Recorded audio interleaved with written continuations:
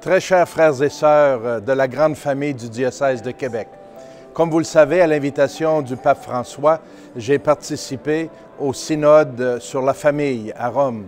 Les travaux du synode viennent de terminer et je tenais à vous envoyer ce petit message avant de retourner à Québec. Je suis déjà en train de préparer ma valise et j'ai très hâte de me retrouver avec vous pour qu'on poursuive ensemble notre mission.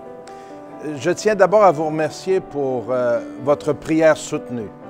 Avec vous, tous les jours, j'ai prié avec les personnes qui nous ont invités sur le site Internet du diocèse. J'ai été uni à vous. Je vous remercie pour cet appui si important. Nous avons senti ici l'effet de votre prière. Je tiens aussi à remercier toutes les personnes qui, au cours de ces 2 dernières années, ont répondu à des questionnaires, nous ont fait parvenir des mémoires, des textes, des suggestions. Tout cela a été apporté ici à Rome afin de nous aider à discerner les bonnes pistes pour poursuivre la mission de l'Église, spécialement en ce qui a trait à la famille. Je suis très content de cette expérience. 3 semaines qui nous ont permis de replonger dans la prière, parce que le synode est aussi une expérience de prière et de discernement, de recherche, d'écoute. Le mot « écoute » a été très important. Écoute de Dieu, bien sûr.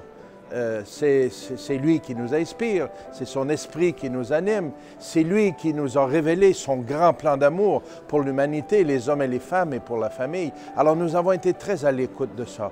Écoute aussi du riche enseignement de l'Église qui depuis tant de siècles réfléchit et regarde ce qu'est la famille et comment elle peut répondre à sa mission et vivre dans le monde de notre temps. Écoute les uns des autres.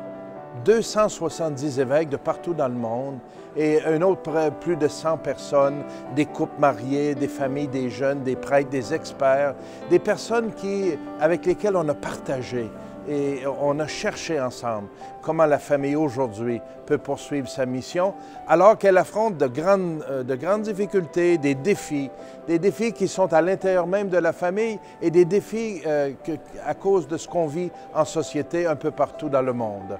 S'écouter les uns les autres, c'est très enrichissant et on apprend beaucoup les uns des autres. Et aussi à l'écoute de l'humanité. Chacun de nous ici, chaque personne qui a participé au synode arrive avec son expérience, arrive avec ce qu'il a entendu dans son propre diocèse, de sa réalité, des consultations qui ont été faites. Alors tout ça a été excessivement enrichissant. 3 semaines de partage. En grande salle, les discours de 3 minutes, c'est très bref, mais près de 40 heures en petits groupes linguistiques de 20-25 personnes, où on a pu vraiment aller en profondeur et écouter, avancer, réfléchir et discerner ensemble.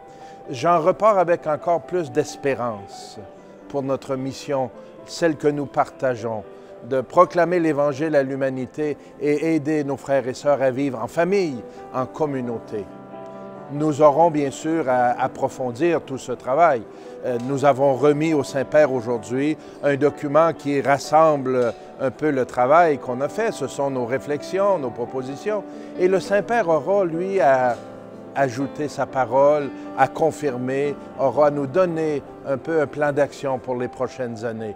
Nous l'attendrons, bien sûr, ce texte ou ces recommandations. Je ne sais pas quelle forme le Saint-Père utilisera, mais je suis sûr qu'il poursuivra sa mission de pasteur pour aider les familles et les stimuler.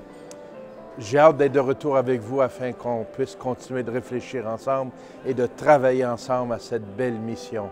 Et je demande au Seigneur, avec vous aujourd'hui, en ce dernier jour du synode, qu'il continue de nous bénir. Sainte Famille de Nazareth, continue de nous aider à marcher ensemble, qu'on puisse se respecter, hommes et femmes, jeunes et moins jeunes, des enfants aux plus âgés dans nos familles, que chacun y trouve sa place, qu'on puisse vivre dans le respect, dans l'amour, dans la vérité.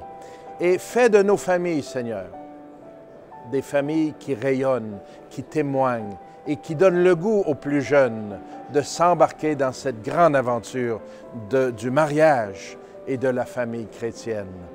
Amen.